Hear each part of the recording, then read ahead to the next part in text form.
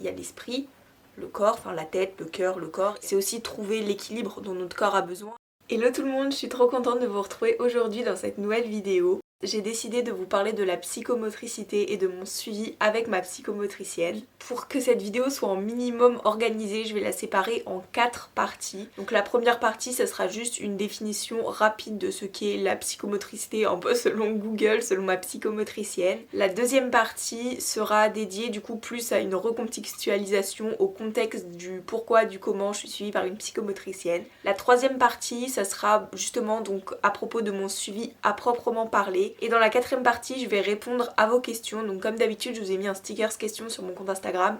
N'hésitez pas à venir me rejoindre pour que vous puissiez me poser vos questions autour de mon suivi avec ma psychomotricienne. Donc les questions auxquelles j'ai pas forcément répondu dans les parties précédentes, je prendrai le temps d'y répondre dans cette partie. Avant de commencer aussi, n'hésitez pas à vous abonner à ma chaîne comme d'habitude, c'est en dessous, c'est gratuit, ça va vite et ça fait toujours plaisir. Et sur ce, je pense qu'on peut commencer la vidéo, donc on commence tout de suite, c'est parti, let's go. Par contre, cette vidéo, on dirait qu'on la tourne, on dirait que je la tourne et qu'il est 22h alors que pas du tout, genre il est vraiment... Il est 9h55, mais il pleut, il fait un temps mais horrible, genre il y a encore 3 jours il faisait 25 degrés, là il fait 10 degrés, voilà. Donc je suis vraiment désolée pour la luminosité qui est vraiment dégueulasse, mais bon je voulais vraiment vous tourner cette vidéo parce que c'est encore une fois c'est une vidéo qui me tient quand même à cœur. Donc bon, du coup première partie de la vidéo, donc juste une définition rapide de ce qu'est la psychomotricité. Selon Google, la psychomotricité c'est une méthode thérapeutique destinée aux personnes ayant des difficultés sur le plan moteur, comportemental, relationnel ou émotionnel. Et donc elle étudie les interactions entre perception, sentiment, pensée, mouvement et comportement. Et comme ma psychomotricienne m'avait dit lors de notre première séance, finalement la psychomotricité ça aide à relier l'esprit au corps. Il y a l'esprit, le corps, enfin la tête, le cœur, le corps, et en fait ça aide à du coup à tout à travailler ensemble et à relier ces trois choses entre elles quoi. Ma psychomotricienne me dit, mais comme ma psychologue me dit aussi, vivre bien mentalement, physiquement, c'est aussi trouver l'équilibre dont notre corps a besoin, et cet équilibre là il se fait en partie grâce à notre tête, grâce à notre corps, grâce à notre cœur, enfin avec toutes nos pensées, tous nos comportements, toutes nos émotions, etc. Et du coup c'est un équilibre à trouver. Donc pour vous recontextualiser un peu les choses, le contexte du pourquoi, du comment je suis amenée à avoir une psychomotricienne. Donc si vous n'avez pas vu mes vidéos que j'ai faites précédemment sur ma chaîne, mais donc je souffre d'anorexie mentale, j'ai été hospitalisée l'année dernière, mais c'est pas le sujet de la vidéo, et du coup en parallèle je souffre aussi de dysmorphophobie. En fait c'est ma psychiatre du coup qui me suivait pour anorexie qui m'a parlé justement d'un suivi avec une psychomotricienne qui pouvait être intéressant pour m'aider en fait à dans ma guérison. Donc au moment où elle m'en a parlé, elle a dû m'en parler mi-septembre donc 2021. Et donc j'ai eu mon premier rendez-vous avec ma psychomotricienne le 7 octobre 2021. Et en fait à ce moment-là, donc c'était vraiment surtout pour la guérison de l'anorexie, la dysmorphophobie, tout ce qui est aussi gérer les émotions, etc. Parce que j'ai du mal à les exprimer, à dire ce que je ressens, etc. Plus j'ai avancé du coup dans mon suivi avec ma psychiatre, ma psychiatre elle a aussi posé le terme d'anxiété. Donc maintenant avec ma psychomotricienne on ajoute aussi le travail sur tout ce qui est anxiété. Et donc au niveau du suivi, donc avec la psychomotricienne à proprement parler, je la vois à peu près toutes les 2 semaines, on essaie vraiment de se caser des rendez-vous toutes les 2 semaines. Et ma psychiatre sur l'ordonnance, donc elle avait mis un suivi de 20 séances, donc là demain, enfin au moment où je tourne cette vidéo, demain je ferai ma 12e séance, donc après à voir si on a besoin d'adapter, faire plus, etc. Ensuite dans cette troisième partie, donc je vais vous parler vraiment de mon suivi vraiment dans les détails. Enfin après je vais pas vous dire exactement ce qu'on se dit en rendez-vous parce que c'est assez personnel. Au début de chaque rendez-vous et à la fin de chaque rendez-vous, on prend vraiment le temps de bien parler, d'analyser tout ce qui s'est passé pendant 2 semaines, le temps où je l'ai pas vu. Et à la fin du rendez-vous, pareil, on fait un point sur la séance, comment ça s'est passé et ce que j'en ai pensé. En même temps c'est un peu la base pour chaque professionnel, mais je suis vraiment au centre des exercices et elle se base vraiment sur moi. C'est-à-dire qu'en fait pour chaque séance elle me propose 2 types d'exercices, donc j'ai toujours le choix entre 2 exercices et c'est à moi de choisir ce que je préfère travailler, parce qu'il y a des fois peut-être qu'elle va me proposer de travailler sur mon corps mais que en ce moment c'est tellement compliqué que par exemple je me sens pas forcément de travailler dessus. Donc elle va aussi me proposer un exercice par exemple sur les émotions et je vais préférer justement travailler sur les émotions. Donc c'est vraiment moi qui suis au cœur du sujet et c'est moi qui ai un peu la main en fait finalement sur ce dont j'ai envie de travailler. Donc comme je vous ai dit plus tôt dans la vidéo, mon premier rendez-vous c'était le 7 octobre 2021 et ce rendez-vous là il était vraiment consacré à une présentation. Enfin du coup elle m'a posé des questions, comment j'étais tombée dans l'anorexie si je le savais, ce qui s'était passé depuis, pourquoi je venais la voir, dans quelles conditions, ce que j'attendais un peu du suivi. Mon deuxième rendez-vous, il a eu lieu le 13 octobre, donc toujours 2021, je vais arrêter de dire 2021 parce que c'est agaçant. Et là on a fait ce qui s'appelle un bilan psychomoteur. Donc en fait le bilan psychomoteur c'est un ensemble de plusieurs exercices. Donc elle m'a fait travailler des exercices pour me situer dans le temps, dans l'espace et vis-à-vis de mon corps. Et après donc elle m'a envoyé un rapport avec les notes qu'elle avait pu prendre. Donc pour me situer dans le temps, on a travaillé sur des exercices avec des tempos. Donc c'est à dire que le premier exercice en fait elle me faisait passer des tempos genre vous savez des musiques, des musiques où il y a genre des pam pam pam, et moi en fait je devais me fixer dessus en tapant dans mes mains ou avec un stylo sur la table. Je devais m'adapter au rythme et le reproduire en fait en même temps que ça passait sur son téléphone. Le deuxième exercice qu'elle m'a fait faire pour me situer dans le temps, en fait elle me faisait passer donc avant des rythmes, des tempos, et après moi je devais, elle le coupait et moi je devais les reproduire pareil en tapant avec un stylo sur la table. Et le troisième exercice qu'elle m'a fait faire c'est du coup en fait sur une feuille il y avait des points et les points ils étaient plus ou moins alignés. En fait je devais du coup reproduire ces tempos qui étaient sous forme de points mais en tapant sur la table avec le stylo. Donc par exemple s'ils étaient moins éloignés je devais faire plus rapidement, s'ils étaient plus éloignés je devais laisser plus de temps entre chaque frappe que je faisais. Et en fait tout ça c'est vraiment pour qu'elle puisse juger comment je suis dans mon corps par rapport à tout ce qui est activité, dynamisme, etc. Ensuite les exercices pour me situer dans l'espace, j'ai dû donc sur une feuille de papier A4 dessiner une pièce qui m'était familière et y mettre 4 meubles dedans. Donc moi par exemple j'avais dessiné ma chambre, pareil c'était pour qu'elle voit un peu comment quelle place j'ai tendance à prendre finalement, et donc tous les exercices qui vont suivre c'est par rapport à ça aussi. Ensuite elle, en face de moi, elle dessinait des formes géométriques sur une feuille et moi j'ai dû aussi les reproduire sur ma feuille à moi pour qu'elle voit si je faisais les formes de la même taille, où est-ce que je les plaçais. Le troisième exercice en fait elle m'a donné une feuille de papier où dessus il y avait un chemin dessiné. C'est pas un truc compliqué, c'était vraiment genre un truc comme ça ou un truc avec une boucle quoi. Et j'ai dû reproduire ce chemin dans son cabinet donc pour qu'elle voit aussi pareil quelle place j'ai tendance à prendre, si j'ai tendance à agrandir mes mouvements, si j'ai tendance à rester sur moi-même. Et pour les exercices donc pour qu'elle voit comment je me sens vis-à-vis de mon corps, donc, pareil on en a fait plusieurs, c'est surtout par rapport pour analyser un peu comment je me vois, comment je me perçois par rapport à la réalité, parce que vu que je souffre de dysmorphophobie je me vois pas de la même façon dont je suis vraiment. On a fait déjà plusieurs exercices de contact, donc ça c'était plus pour voir comment je réagis quand on me touche, parce que, j'en parlerai plus tard dans la vidéo, mais je déteste qu'on me touche. Donc elle m'a fait des exercices, genre elle me touchait à quelques endroits, je devais dire où est-ce qu'elle me touchait, ou alors elle faisait des mouvements, je devais reproduire les mêmes, pour savoir un peu au niveau du mouvement comment je suis vis-à-vis de ça. Ensuite on a aussi fait l'exercice donc de la cordelette, donc c'est à dire qu'en fait j'ai dû avec une corde faire un cercle de la façon dont je percevais mon ventre, et après elle a fait le tour de mon ventre pour que je puisse voir un peu la différence et qu'elle puisse le voir aussi. J'ai aussi dû me situer, en fait elle m'a donné une frise avec plusieurs silhouettes et j'ai dû me situer sur une des silhouettes, et à la toute fin elle m'a aussi demandé comment je gérais mes émotions, comment je les exprimais, etc.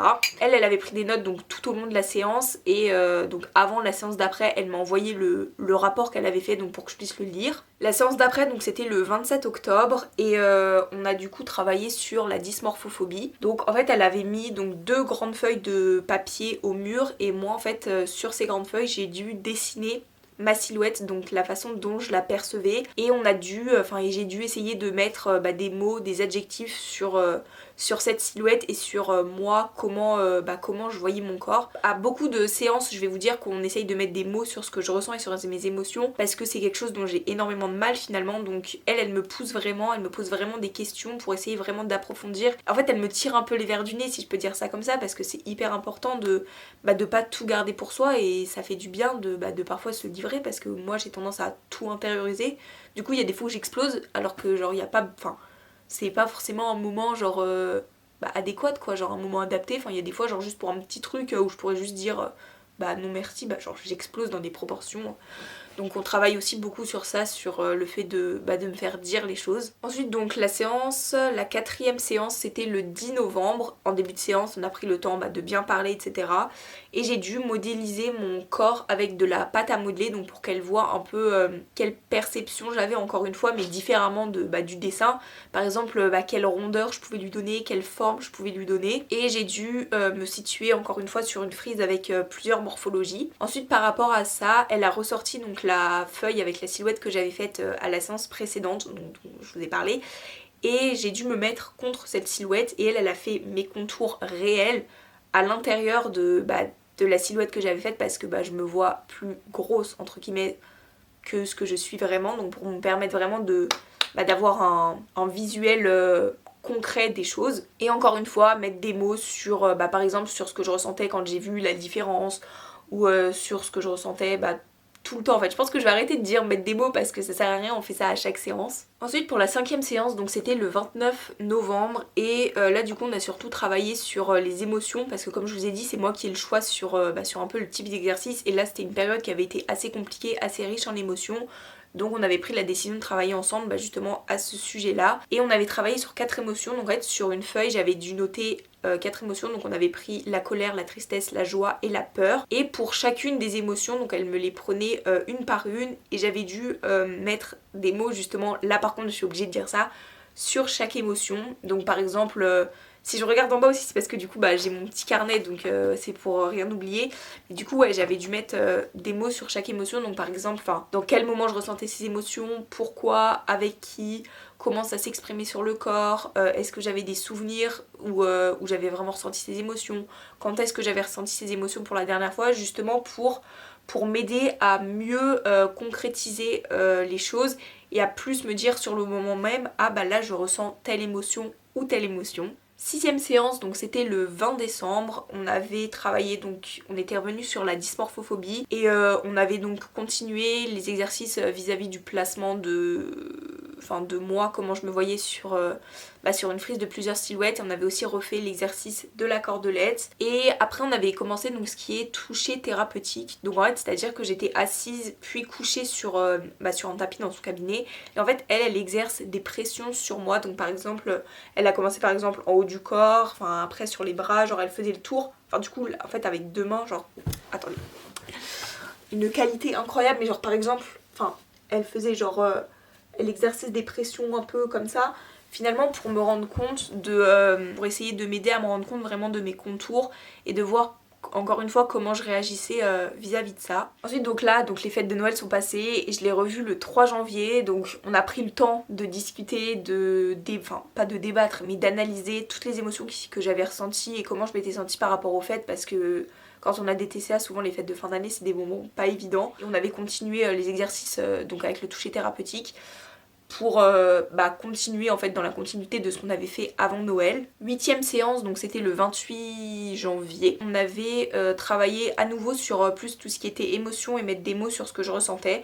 Donc en fait elle m'avait donné une feuille de papier où dessus j'avais dû écrire tous les mots qui venaient sur comment je me sentais au moment de la séance, et des mots en fait qui représentaient ma situation actuelle. Et ensuite donc on les avait découpés et on les avait piochés un par un, et j'avais des grandes box, et en fait dès qu'elle piochait un mot, je devais avec les grandes box frapper dans ses mains en fonction de la puissance et de ce que les mots me faisaient ressentir. Parallèlement à ça, j'avais dû expliquer pourquoi j'avais noté ces mots, dire si ça correspondait plus à l'esprit ou plus au corps, plus aux deux. Et du coup elle encore une fois elle m'aidait à analyser encore plus en détail ce que je disais, pour que finalement ça soit plus clair dans ma tête, parce que souvent c'est assez flou dans ma tête, et du coup ça me fait ruminer, douter, machin, alors que là du coup de pouvoir avoir les choses noir sur blanc, ça m'aidait à avoir les choses plus claires. 9e séance, donc le 12 février, on avait repris donc le toucher thérapeutique, parce que j'étais dans une période assez compliquée vis-à-vis de mon corps, où j'avais l'impression que je triplais de volume, alors que absolument pas hein. Et du coup on avait retravaillé le toucher thérapeutique pour me montrer encore une fois que non, mon corps il a pas changé quoi. 10e séance, donc le 4 mars, on a commencé à travailler justement sur mon anxiété avec la méthode Feldenkrais, je sais pas si ça se prononce comme ça, mais de toute façon je vous l'écrirai. Donc c'est tout ce qui est respiration en mouvement, donc je vous invite à aller voir sur internet si vous voulez plus de détails par rapport à ça. Donc en fait on a fait donc ce ce qu'on appelle des body scans, donc c'est-à-dire que je devais dire comment je me sentais physiquement à certains moments dans la séance et analyser donc pareil les choses. Et en fait elle me faisait faire plusieurs exercices en mouvement, genre par exemple basculer mes jambes comme ça, tourner la tête, enfin des choses comme ça, et après je devais pareil associer ma respiration à ces mouvements et du coup voir si j'inspirais plutôt quand j'allais à droite, plutôt quand je redressais les jambes, si j'expirais plutôt quand j'allais ma tête comme ça, enfin tout ça, tout ça. Et donc la dernière séance que j'ai faite avec elle c'était le 19 mars et on a continué du coup la continuité avec donc la méthode Feldenkrais, donc la respiration en mouvement, parce que ce qu'elle m'explique c'est que ça peut pas se faire en une séance, on peut pas avoir les effets en une séance et qu'il en faut plusieurs pour pouvoir ensuite adapter les exercices correctement. Donc là on a continué avec cette méthode là mais avec d'autres mouvements pour pouvoir faire une vraie continuité. Et voilà, donc là au moment où je tourne cette vidéo je la revois demain, donc je pense que pareil on continuera à travailler avec la respiration en mouvement, parce que ce qu'elle m'a dit c'est que elle a besoin de plusieurs séances pour pouvoir voir, et puis même moi pour pouvoir comprendre comment mon corps fonctionne et pour pouvoir vraiment me mettre au centre de mes sensations au niveau de la respiration, au niveau des mouvements, etc., pour me permettre de comprendre encore une fois comment je fonctionne et donc pouvoir adapter au mieux les exercices qu'elle pourra me proposer donc par la suite. Et donc on arrive à la quatrième partie de cette vidéo où je vais répondre donc à quelques questions que vous m'avez posées sur Instagram. Mon Instagram, je vous le mettrai encore une fois quelque part à l'écran. Première question, as-tu pris toi la propre décision d'aller voir une psychomotricienne? Donc comme je vous ai dit, non, c'est ma psychiatre qui m'en a parlé. Donc je connaissais déjà, mais c'est vrai que en fait j'osais pas forcément en parler avec mes parents parce que je me dis, j'ai déjà assez de suivi, etc. Et je culpabilise aussi parfois de leur faire payer autant, quoi. Donc je me dis encore un truc en plus, c'est bon, quoi. Et du coup c'est ma psychiatre qui m'a donné les coordonnées d'une psychomotricienne avec qui elle travaille, donc c'est pratique parce que ma psychomotricienne et ma psychiatre travaillent ensemble, donc en fait elles peuvent se consulter et faire des liens sur les patientes, etc. Mais moi quand du coup ma psychiatre m'en a parlé, j'ai tout de suite accepté et j'ai tout de suite pris rendez-vous, et le contact avec cette psychomotricienne est très bien passé dès le début, donc j'ai eu de la chance. Deuxième question, est-ce que vous travaillez sur les odeurs? Alors non, comme je vous ai dit, là je vous ai cité vraiment tous les exercices qu'on a fait.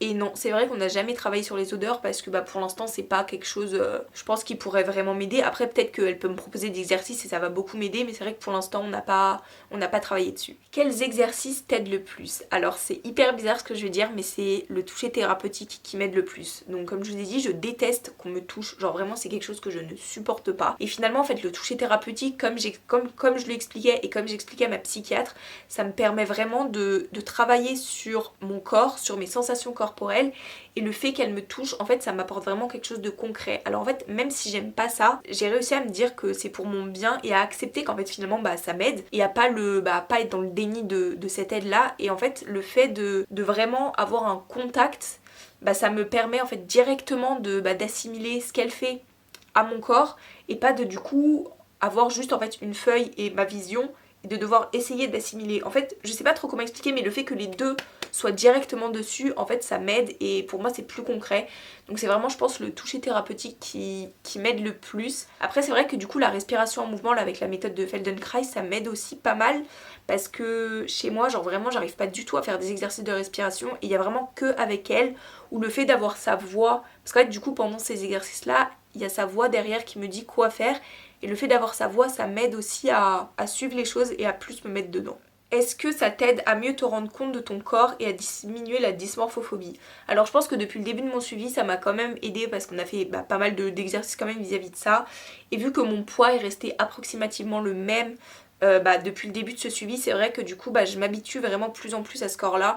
Donc je pense que ouais, ça m'aide quand même petit à petit à affiner ma vision, et même elle me l'a dit, elle me dit que elle voit que ma vision commence à s'affiner petit à petit. Enfin après forcément il y a toujours la maladie qui dit ah mais si t'as pris du poids, t'as grossi et tout, alors que en fait maintenant je sais que c'est absolument faux. Donc doucement ça m'aide à progresser. Après moi forcément je m'en rends pas toujours compte, et c'est vraiment elle aussi pendant les séances qui m'aide vraiment à voir à chaque fois le positif, parce que j'ai souvent tendance à voir que le négatif et à penser qu'au négatif. Donc elle aussi souvent elle m'aide à voir le positif dans tout ce qui se passe, et à me dire mais si Clara, genre regarde, là il y a ça, là il y a ça, ça c'est positif, même s'il y a ça, comment tu peux analyser ça, et voilà. Donc voilà, on arrive à la fin de cette vidéo. J'ai vraiment trop aimé la tourner parce que ça fait longtemps que j'avais plus fait ce genre de vidéo, mais n'hésitez pas à me dire en commentaire si vous voulez que je fasse cette vidéo avec d'autres suivis par exemple, donc je sais pas, avec mon suivi avec ma psychiatre, avec ma diète, avec ma psychiatre, je l'ai déjà dit, avec ma psychologue pardon, mais c'est vrai que la psychonutritienne je trouvais que c'était le suivi peut-être le plus, où j'avais peut-être le plus de choses à dire. Celui avec ma diète j'ai peut-être pas mal de choses aussi, donc si jamais vous voulez que je fasse d'autres vidéos de ce style, n'hésitez pas à me dire en commentaire. En tout cas j'espère vraiment que ça vous aura plu comme d'habitude. Si c'est le cas, n'hésitez pas à liker, à commenter, à vous abonner à ma chaîne et à venir me rejoindre sur Instagram. Sur ce, moi je vous fais plein de bisous et je vous dis à la prochaine, bye.